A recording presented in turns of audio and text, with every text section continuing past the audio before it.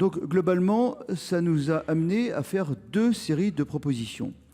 La première, c'est un décalage d'un an dans le temps. Alors c'est pas pour reculer pour mieux sauter, c'est simplement, et ça je pense que le gouvernement peut y souscrire, le gouvernement propose lui-même un dégrèvement. Ce dégrèvement, nous considérons que nous avons besoin de le proroger d'un an. Pourquoi ?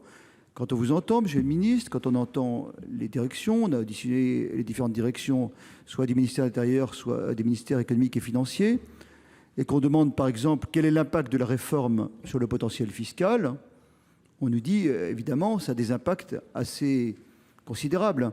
Mais on se donne un peu de temps, il faudra le corriger par la suite. Si je prends l'exemple du Cantal, Bernard Delcros, du Cantal, si on applique la réforme en l'état, ça veut dire que le Cantal devient un des départements les plus riches de France.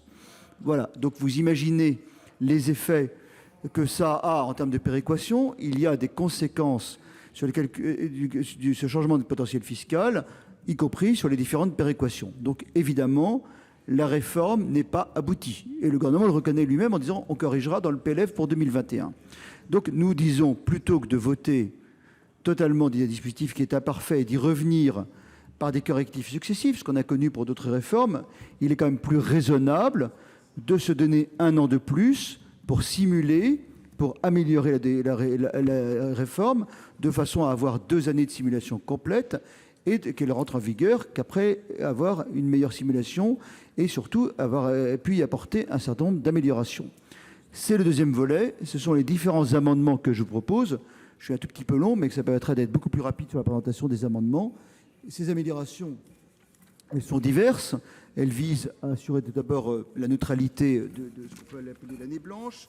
Elles visent notamment à assurer une garantie de ressources pour les départements, parce que les départements, vous l'avez dit, ils ont, j'entendais ce que disait M. le ministre, que disait notre collègue à l'instant, Alain Richard, les départements auront la TVA, recette dynamique. Oui, c'est vrai, en période de croissance. Mais je me souviens, au moment de la crise de 2008, la TVA avait baissé. Ça peut arriver. Donc on prévoit un amendement qui est un mécanisme de garantie qui sera aussi applicable, Julien Bargeton, à la ville de Paris, puisque la ville de Paris reçoit, qui fait que la collectivité ne peut pas recevoir moins que l'année N-1. C'est un cliquet de sécurité. C'est particulièrement adapté pour les départements qui ont des charges sociales incompressibles. Je pense que ce sont des amendements qui seraient politiquement adaptés, qui permettraient de mieux aider pour la réforme.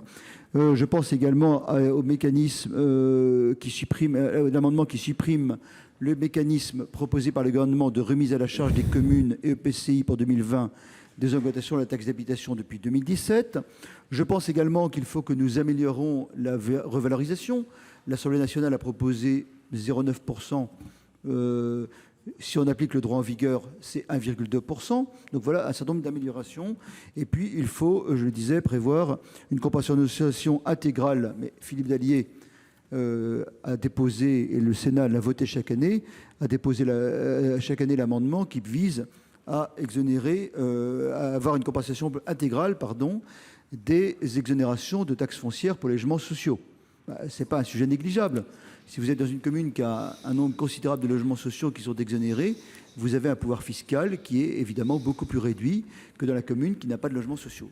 Il y a de ce point de vue une injustice qu'il faut absolument corriger.